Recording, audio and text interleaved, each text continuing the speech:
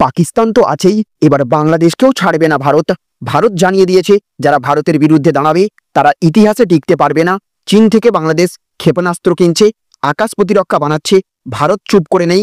অন্যদিকে পাকিস্তানের ভিতরেই চলছে ভারত সমর্থিত ব্লাস্ট অপারেশন, ৭১টি হামলা একসাথে, আর সেই আগুনে ঘি ঢালছে ভারত নিজে। সার্জিক্যাল স্ট্রাইক নয়, এবার ওয়ারফেয়ার স্ট্রাইক আসছে। বন্ধুরা, এই ভিডিও শুধু খবর নয়, এটা যুদ্ধের প্রস্তুতির ঘোষণাপত্র। টেকশেয়ারিং অনলাইনে আপনাকে স্বাগতম। এখানে আপনি জানবেন এমন কিছু যা আপনাকে জাগিয়ে তুলবে। বাংলাদেশের মাটিতে চীনের প্রযুক্তি দিয়ে তৈরি হচ্ছে ক্ষেপণাস্ত্র বেস, আকাশ প্রতিরক্ষা, ফায়ার কন্ট্রোল, রাডার, এমনকি রাশিয়ান প্রযুক্তিও যোগ হচ্ছে। প্রশ্ন হলো, বাংলাদেশ কার বিরুদ্ধে এত প্রস্তুতি নিচ্ছে? ভারতের গোয়েন্দা বিভাগ মনে করছে এই প্রতিরক্ষা প্রস্তুতি শুধুমাত্র চীনের প্ররোচনায়, ভারতকে ঠেকানোর জন্য। আর ভারত কি চুপ করে আছে?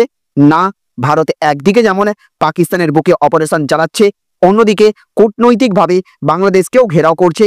ভারত বলেছে আওয়ামী লীগ যদি ভারত বিরোধী অবস্থান নেয় তবে তার রাজনৈতিক ভবিষ্যৎ অন্ধকার। এটা কোনো সাধারণ বিবৃতি নয়, এটা এক ধরনের যুদ্ধ ঘোষণা। পাকিস্তানের সিন্ধু জল চুক্তি নিয়েও শুরু হয়েছে নতুন উত্তেজনা। মার খেয়েও ফেরেনি শত্রু পাকিস্তান। এবার ভারত বলেছে চুক্তি থাকলে হবে, না হলে বন্ধ। এটা শুধু জল নয়, ভারতের অধিকার নিয়ে যুদ্ধ। বন্ধুরা, আপনি কি এই মুহূর্তে চুপ করে থাকবেন যখন দেশের চারপাশে আগুন জ্বলছে, যখন ভারতের বিরুদ্ধে একের পর এক দেশ হাত মেলাচ্ছে? তখন আপনি কি শুধু দর্শক হয়ে থাকবেন?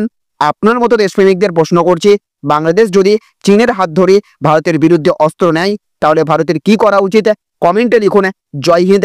এবার সময় এসেছে গলা চেপে ধরার। আর অবশ্যই লাইক দিন, শেয়ার করুন, আর টেকশেয়ারিং অনলাইনকে সাবস্ক্রাইব করুন, কারণ এই যুদ্ধে আপনি শুধু দর্শক নন, আপনিও একজন সৈনিক। তো দেখুন, আজকে প্রথম খবর বেরিয়ে আসছে, মার খেয়েও ফেরেনি হুঁশ, সংঘর্ষ বিরতি ভাঙতে সিন্দুর জলকে অস্ত্র করল পাকিস্তান। তো অপারেশন সিঁদুরে নাক কাটা গেলেও শোধরানোর নাম নেই পাকিস্তানের। 4 দিনের লড়াইয়ের পর দুই দেশের মধ্যে সংঘর্ষ বিরতি সম্পন্ন হলেও তা ভাঙতে ফের তৎপর শাহবাজ সরকার। সম্প্রতি এক আন্তর্জাতিক সংবাদ মাধ্যমকে দেওয়া সাক্ষাৎকারে পাকিস্তানের বিদেশমন্ত্রী জানালেন, সিন্ধু জল চুক্তি নিয়ে যদি সঠিক পদক্ষেপ না নেওয়া হয় সেক্ষেত্রে এই ঘটনাকে যুদ্ধ হিসেবে দেখা হবে। সমস্যায় পড়তে পারে দুই দেশের সংঘর্ষ বিরতি। অপারেশন সিঁদুরের পর ভারত পাকিস্তানের মধ্যে সংঘর্ষ বিরতি হলেও সিন্ধুর জল নিয়ে অনড় অবস্থান ভারতের। জানিয়ে দেওয়া হয়েছে সিন্ধুর 1 ফোঁটা জলও পাকিস্তানকে দেওয়া হবে না। সোমবার রাতে জাতির উদ্দেশ্যে দেওয়া ভাষণে প্রধানমন্ত্রী নরেন্দ্র মোদীও স্পষ্টভাবে পাকিস্তানকে সেই বার্তা দিয়ে দিয়েছেন। কড়া সুরে মোদী বলেছেন, রক্ত এবং জল একসঙ্গে বইবে না। পেহেলগাঁও হামলার পরে স্থগিত হয়েছে সিন্ধু জল চুক্তি।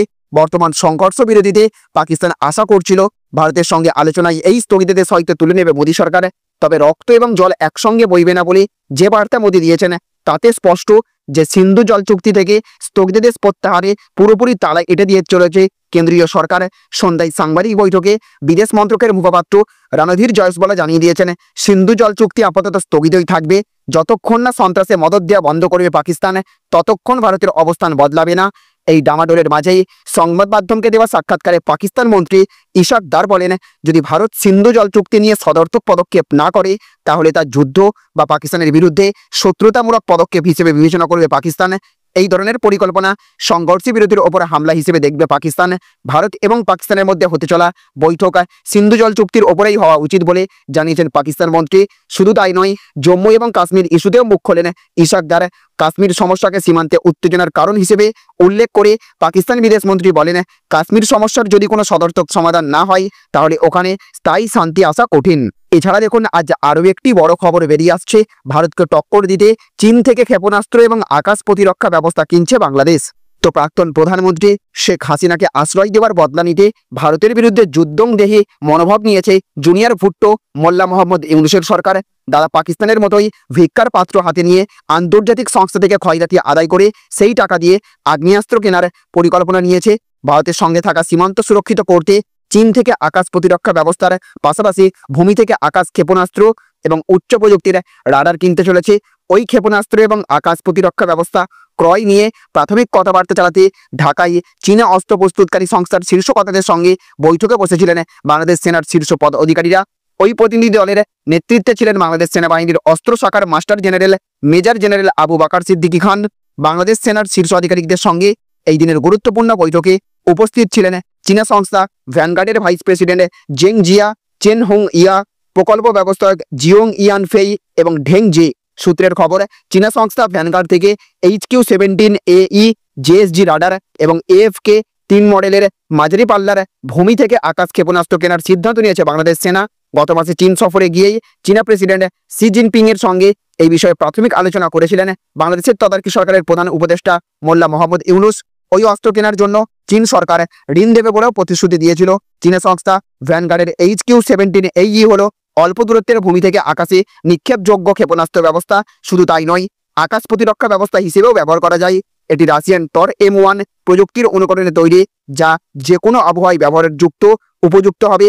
1.5 থেকে 15 কিলোমিটার সীমার মধ্যে থাকা ড্রোন, হেলিকপ্টার এবং যুদ্ধবিমান ধ্বংস করার ক্ষমতা রয়েছে। তাজিকিস্তান, সার্বিয়া, সৌদি আরবের মতো দেশ ইতিমধ্যেই এই আকাশ এবং ক্ষেপণাস্ত্র ব্যবস্থা ক্রয় করে নিজেদের সমরাস্ত্র ভাণ্ডার সমৃদ্ধ করেছে। যদিও এইদিকে দেখুন, আজ আরও একটি বড় খবর বেরিয়ে আসছে। আওয়ামী লীগকে নিষিদ্ধ করতেই বাংলাদেশকে কড়া বার্তা ভারতের। তো ভারতের বিদেশ মন্ত্রকের মুখপাত্র বলেন, উপযুক্ত প্রক্রিয়া ছাড়াই আওয়ামী লীগকে যে নিষিদ্ধ করা হয়েছে তা উদ্বেগজনক।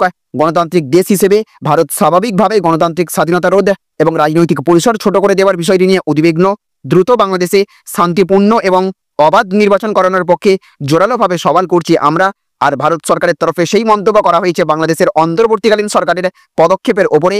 বাংলাদেশের প্রাক্তন প্রধানমন্ত্রী হাসিনার দল আওয়ামী লীগের যাবতীয় রাজনৈতিক কার্যকলাপের ওপরে নিষেধাজ্ঞা জারি করেছে। তারপর নির্বাচন কমিশনের তরফেও আওয়ামী লীগের রেজিস্ট্রেশন বাতিল করে দেওয়া হয়েছে। অর্থাৎ এবার থেকে নির্বাচনেও লড়াই করতে পারবে না আওয়ামী লীগ। শুধু তাই নয়, মোহাম্মদ ইউনুসের নেতৃত্বাধীন বাংলাদেশের অন্তর্বর্তীকালীন সরকারের যুব এবং ক্রীড়া উপদেষ্টা আসিফ মাহমুদ সঞ্জীব ভুঁইয়াও তো জানিয়েছেন, সোশ্যাল মিডিয়ায় কেউ যদি আওয়ামী লীগের পক্ষে পোস্ট করেন তাহলে তার বিরুদ্ধে পদক্ষেপ করা হবে, নেওয়া হবে ব্যবস্থা।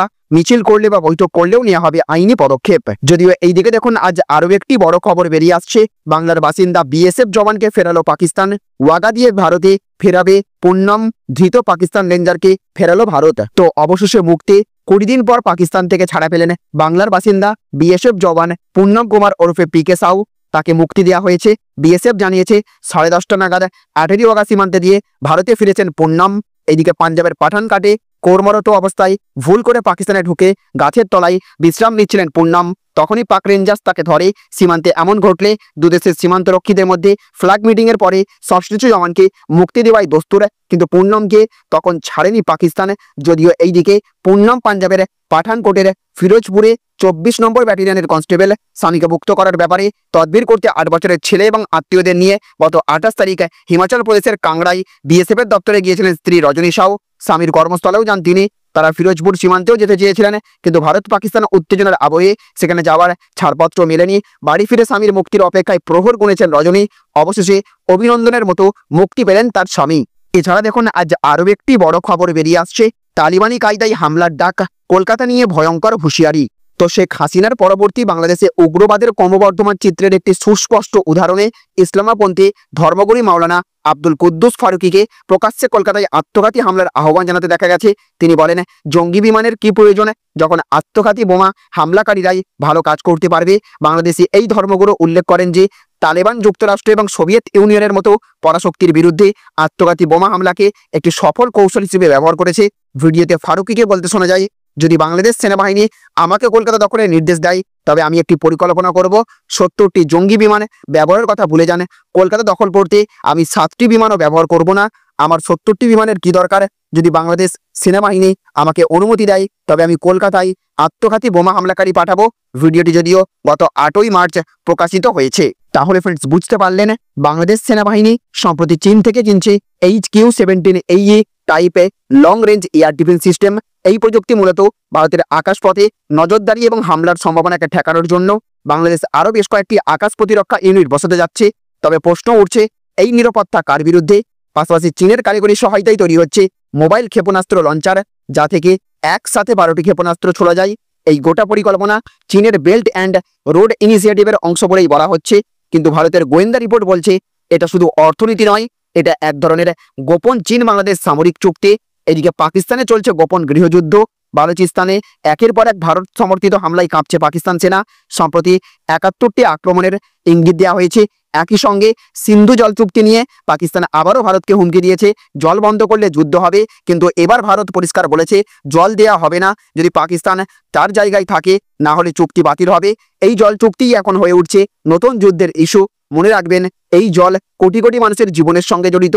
ট্রাম্প সম্প্রতি বলেছেন ভারত পাকিস্তান ইস্যুতে এবার আমেরিকাও উদ্বিগ্ন, কিন্তু মোদী প্রশাসন জবাবে বলেছে India doesn't take orders, India gives answers. এবার যুক্তরাষ্ট্র সহ বিশ্বের চোখ ভারতের সামরিক কৌশলের দিকে।